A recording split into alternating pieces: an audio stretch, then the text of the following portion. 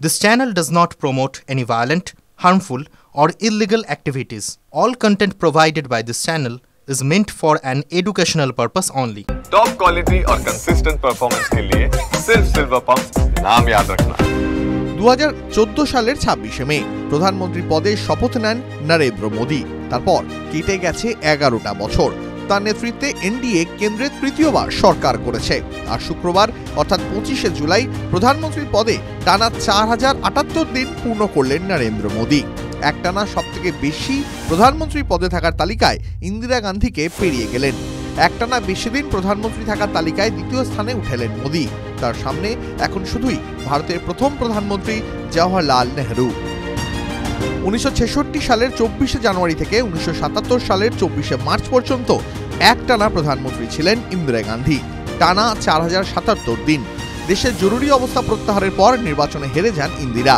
সেখানে গত বছর তৃতীয়বার প্রধানমন্ত্রী হিসাবে শপথ নেওয়ার পর একটানা প্রধানমন্ত্রী থাকার রেকর্ডে ইন্দিরাকেও পিছনে ফেললেন মোদী। প্রধানমন্ত্রী হিসাবে এই যাত্রাপথে একাধিক মাইলফলক স্পর্শ করেছেন নরেন্দ্র মোদী। তার জন্ম 1950-এর 17 সেপ্টেম্বর। তিনি দেশের প্রথম প্রধানমন্ত্রী যার জন্ম স্বাধীন ভারতে হয়েছে। আবার অকংগ্রেসী প্রধানমন্ত্রী হিসাবে বেশি দিন ওই পদে থাকার রেকর্ড ইতিমধ্যেই তার দখলে। তিনি প্রথম এবং একমাত্র অকংগ্রেসী নেতা যিনি পরপর দুবার প্রধানমন্ত্রী পদে মেয়াদ পূর্ণ করেছেন। তিনি আবার একমাত্র অকংগ্রেসী নেতা যার দল লোকসভায় একক সংখ্যাগরিষ্ঠতা পাওয়ার নজির করেছে।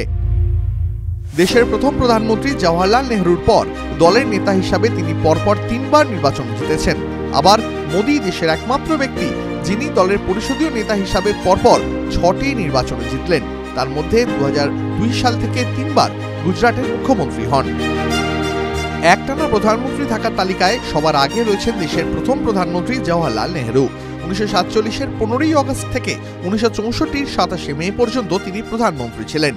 টানা 16 বছর 286 দিন। রাজনীতির কারবারিরা বলছেন 2029 সালে নির্বাচনে বিজেপি জিতলে সেই রেকর্ডও টপকে যাওয়ার সুযোগ রয়েছে মোদীর সামনে। তবে বেশি দিন প্রধানমন্ত্রী থাকার তালিকায় এখনও নেহরুর পাশাপাশি ইন্দিরার পিছনে রয়েছেন বছর 74-এর মোদী।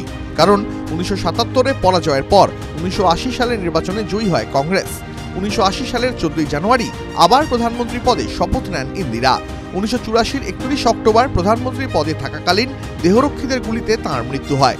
ফলে একটানা 4077 দিনের পরে আরও 4.5 বছরের বেশি প্রধানমন্ত্রী ছিলেন নেহরু কন্যা ইন্দিরা।